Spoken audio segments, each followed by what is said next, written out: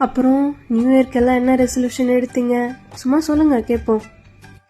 தம்பி விஷாலே, நீ என்னப்பா ரெசல்யூஷன் எடுத்த?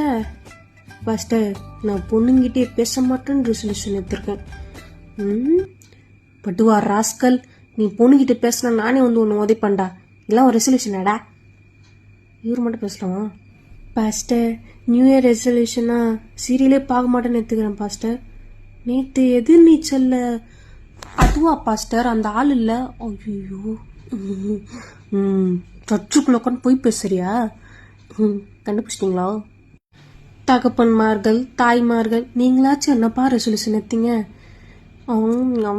பாஸ்டர், நான் அதிகாலை ஏந்துக்கலான்னு இருக்கேன் பாஸ்டர். அமேன் அப்பா, கோடான கோடி நன்றிப்பா.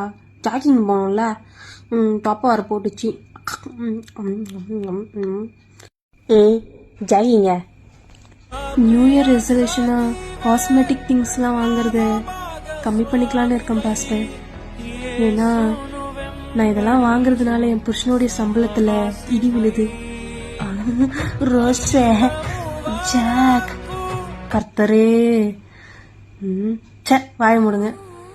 ஆக மொத்தம் கர்த்தருக்குன்னு ஏதாவது செய்யறன்னு ஒருத்தரும் ரெசல்யூஷன் எடுக்கல.